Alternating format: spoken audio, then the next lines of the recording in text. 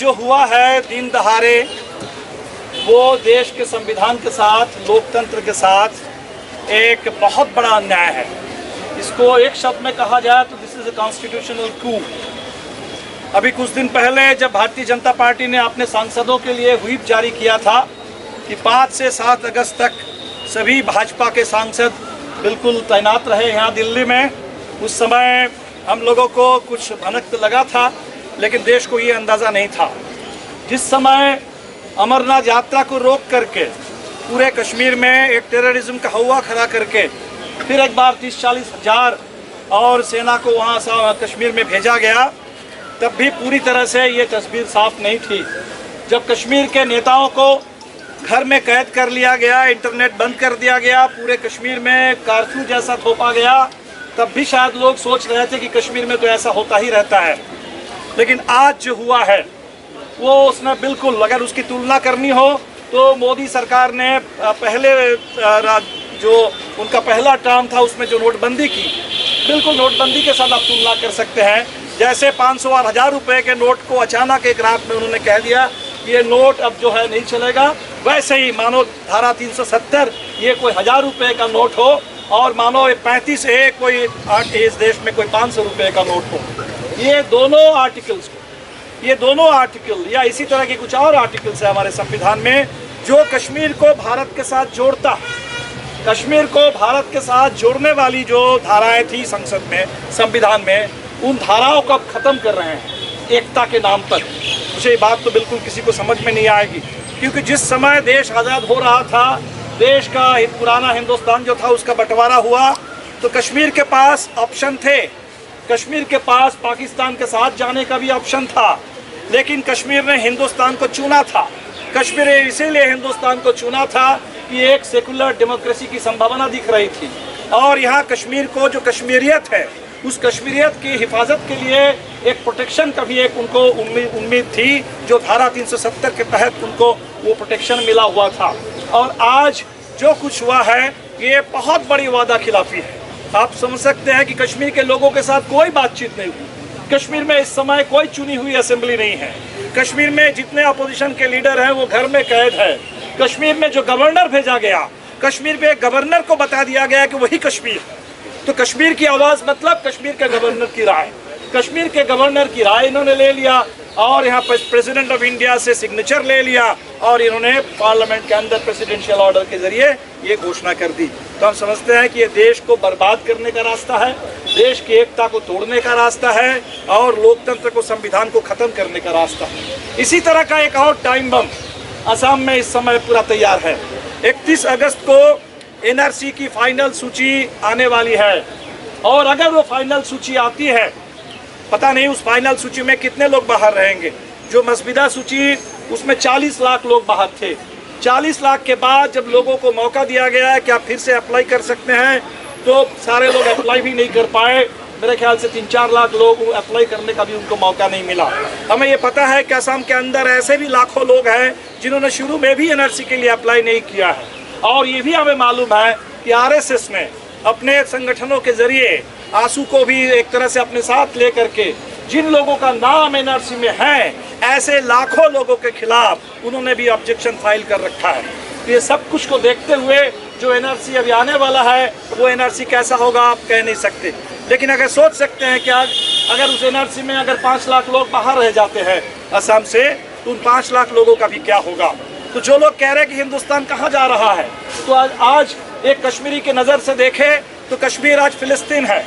कश्मीर इस समय वहाँ पूरी तरह से भारत के साथ कश्मीर को जोड़ने वाला संविधान की धारा अगर ख़त्म कर दी गई, अगर लोकतंत्र को ख़त्म कर दिया गया, तब उस कश्मीर के अंदर जो भी भारतीय सेना है, जो भी भारत का शासन चल रहा है, एक कश्मीरी की नज़र में वो एक इजरायली ऑक्यूपेशन जैसा फिलिस्तीन के ऊपर उससे कम कुछ नहीं है। और कश्मीर के नज़र में कश्मीर इस समय फिलिस्तीन जैसा है। और असम किस दिशा में बढ़ रहा है? असम में अगर इसी तरह से एनआरसी आएगा तो म्यांमार में जो हम देख रहे हैं, वहाँ से रोहिंग्या के नाम पर हजारों लोगों को स्टेटलेस करके वहाँ से धकेल दिया गया और वो धक्का खा रहे हैं।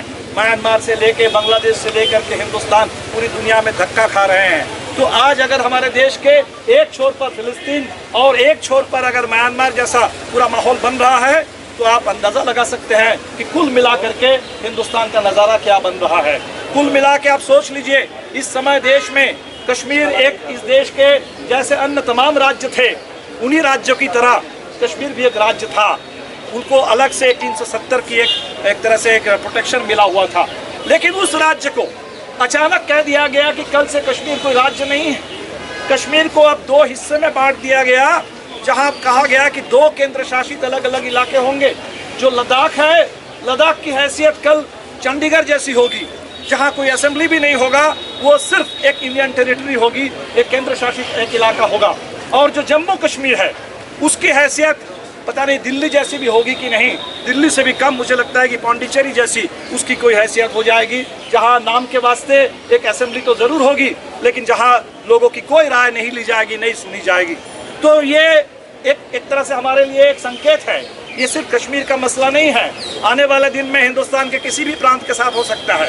ये फेडरलिज्म के बारे में, संविधान के बारे में, डेमोक्रेसी के बारे में आज जो हमारे देश के शासक हैं, जो अमित शाह और नरेंद्र मोदी की जो जुगलबंदी चल रही है दिल्ली में, इन लोगों के नज़र में हमारे संविधान की हैसियत क्या है, हमारे फेडरलिज्म का मतलब क्या है, इस देश की डेमोक्रेसी का मतलब क्या है, उसका एक खुलासा आज सबके सामने हो गया है। और इसीलिए हम समझते हैं कि इसको कश्मीर का मसला ना समझ करके, कश्मीर का मसला हल होगा, कैसे होगा, कब होगा, वो एक अलग सवाल है। धारा 370 हमने कहा है कि फिर से बहाल करो, 35 से फिर से बहाल करो। हमें पता चला कि बहुत सारे कश्मीरी जो दुनिया के बहुत सारे हिस्से में बसे हुए हैं, इन लोगों ने तय किया है कि हम इंटरनेशनल कोर्ट ऑफ जस्टिस में भी जाएंगे। किस तरह से यूनिलैटरली इंडिया ने आज प्रेसिडेंशियल ऑर्डर के जरिए कश्मीर के साथ ये बिट्रेयल किया है, ये ज़रूर ये इंटरनेशनल डिस्प्यूट भी बनेगा।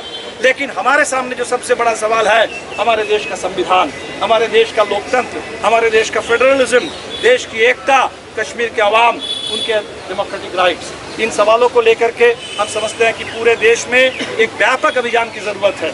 आप व्हाट्सएप में देखेंगे, ये लोग भरे पड़े हैं, छा गए हैं, इनकी पूरी झूठी खबर, इनके झूठा इतिहास चल रहा है कि 370 कोई एक टेम्पररी था, उसको तो बहुत पहले ख़त्म होना था।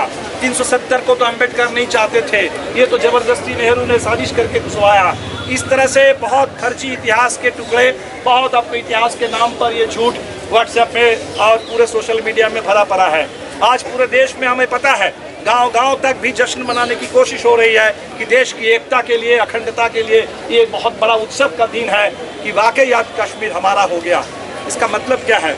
कश्मीर मतलब जिस समय कश्मीरी आवाम सबसे ज़्यादा हिंदुस्तान से खुद को अलग पा रहे हैं, सबसे ज़्यादा अलगाव महसूस कर रहे हैं, वो दिन हम कहेंगे कि कश्मीर हमारा हो गया। कश्मीर में सेना भेज करके और ऊपर से प्रेसिडेंशियल फरमान जारी करके, क्या कश्मीर मतलब ज़मीन है? ये देश के पूरे ज़मीन को ही यही समझते हैं, आवाम इनके लिए कोई मतलब नहीं है। जो कश्मीर के साथ बर्ताव हो रहा है, वही बर्ताव देश के आदिवासियों के साथ हो रहा है, वही बर्ताव वनवासियों के साथ हो रहा है। जो अभी 27 के फॉरेस्ट एक्ट को संशोधन किया जा रहा है और 10 लाख से ज़्यादा आदिवासी भी विस्थापित होने वाले हैं। इनके लिए देश का मतलब सिर्फ देश की ज़मीन है, देश का खदान है, देश की संपत्ति है, इस देश के संसाधन है, और सारे संसाधन वो तो दे देना चाहते हैं अदानी को, अंबानी को, कुछ कॉरपोरेट घरानों को। तो कॉरपोरेट घरानों को देश के सारे संसाधन का मालिक बना करके देश के अवाम को हर तरह से विस्थापित करके, उनकी रोजी रोटी से, जल जंगल जमीन पर उनके अधिकार से, संविधान में दिया हुआ मिला हुआ उनके हक से, इस देश के हम मालिक हैं, इस मालिक की हैसियत से देश के अवाम को विस्थापित करके, ख़त्म करके, ये जो देश को बर्बाद करने का रास्ता है, जिसका बिल्कुल बहुत साफ खुलासा आज हुआ है, हम समझते हैं कि इसके खिलाफ हम सब लोग दिल्ली से लेकर के पूरे देश में हमें एक धारावाहिक अभियान चलाना होगा।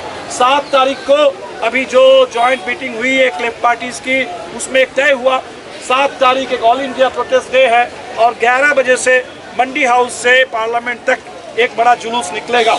7 तारीख को ही शायद मोदी का भी भाषण होने वाला है इसी मसले पर। तो जिस समय मोदी जी का प्रवचन होने वाला है, उसी समय देश की आवाज़ को हम भी बुलंद करें, जनता की आवाज़ को, लोकतंत्र की आवाज़ को, न्याय की, संविधान की, फेडरलिज्म की आवाज़ को, कश्मीर की आवाज़ को दिल्ली की सड़कों पर हम बुलंद करें। ये हमारा फर्ज बनता है और मुझे पूरा भरोसा है और अपील है आप तमाम मित्रों से, साथियों से कि आप सब लोग बिल्कुल और भी बड़ी तादाद में 11 तारीख को हम लोग जमा हो मंडी हाउस पे और 11 बजे 7 तारीख को 11 बजे जमा हो और पार्लियामेंट तक हम लोग मार्च करें और इस अभियान को अपने तमाम मित्रों से ये कहिए पूरे देश के हर प्रांत में ये अभियान के रूप में चले।